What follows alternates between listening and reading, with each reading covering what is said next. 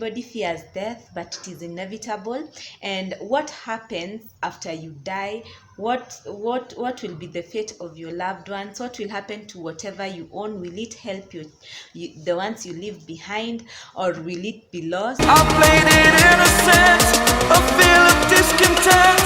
I'm finally facing it all, fearless. Hi guys, welcome back to my channel. For those who are new here, my name is Property Sue. I make videos about real estate, and today we are going to be discussing about a topic which many people prefer to keep quiet about, which is death. Everybody fears death, but it is inevitable. And what happens after you die? What will be the fate of your loved ones? What will happen to whatever you own? Will it help you the ones you leave behind, or will it be lost? And in regards to death, we are going to focus on matters of the and what the Kenyan law says about the will. Matters of the will can be found in cap 160 of the Kenyan law, which is called the law of succession.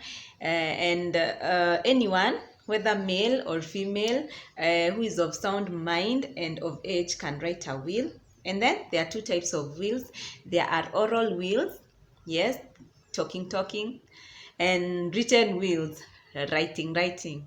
So when one makes an oral will, it can only be valid 3 months after they have made it, unless the person who is making that will is a member of the armed forces, in which case the will be effective immediately. And then an oral will is invalid if there is a written will in place. So someone might tell you, oh, I've left you all my cows, all my shambas, but if this person goes back and writes a will, and writes his will on paper, that is invalid. Also, an oral will is only valid when 2 or more witnesses who are not beneficiaries of the will are present. And then written wills are only valid if they have a signature of the deceased, and if 2 or more witnesses were present during the signing of the wills. And for instance, let's say you wrote a will while you were single, and then you marry, you must rewrite your will again, because in this case it becomes invalid. Yes, a will can be contested by the direct dependents of the deceased, that is the parents, grandparents, original parents, or children of the deceased, whether they are adopted children, stepchildren, grandchildren, and also the brothers or sisters of the deceased, whether you are a step-brother, half-brother, or any type of brother or sister, you can contest the will. And I was also wondering what happens if, for instance, somebody dies and they had not written a will.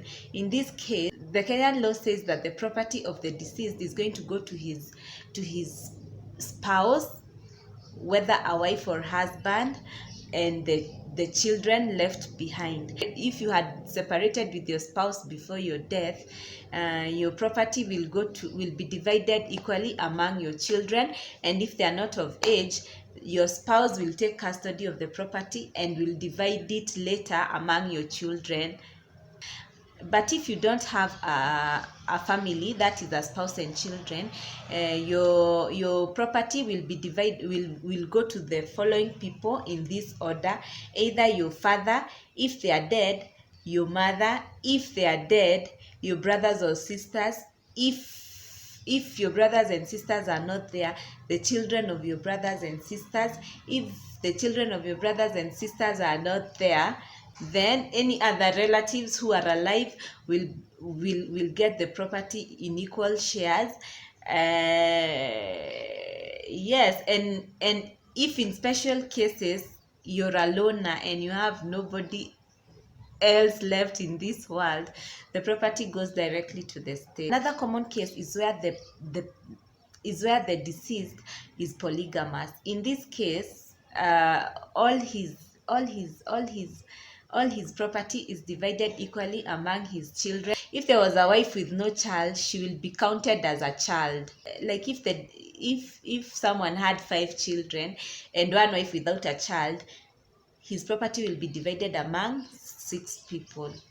This law also talks about gifting in contemplation of death. This is where somebody ill or somebody who thinks they are very old and they might die anytime decides to gift you with something, and such gifts are applicable according to this law. And even if the full transfer of the gifts has not been done, you'll still get the gift if the person dies, unless the person dies by suicide, in which case you cannot take the gifts which they left you. And then another thing to note is that if somebody gives you maybe their land, they thought they will die, and then the doctor tells them they are okay, and for some reason they decide to retain their to for some reason they decide to retain the land, it is, according to the law, it can be done. They can take back whatever it is they had gifted you. This law applies to all Kenyan citizens unless you're Muslim, in which case you're going to follow the Muslim law. That is all for today. And the information I have presented today is purely based on my own research. If there are any lawyers in the house who feel they know more about Cap 160, anything that I have not mentioned, you can comment down below. Or if you like this kind of content, don't forget to like this video and subscribe down below and hit the notification button so that you can get notified each and every time I upload. Until next time, it has been Talk Tuesday with your girl Property Sue. Bye.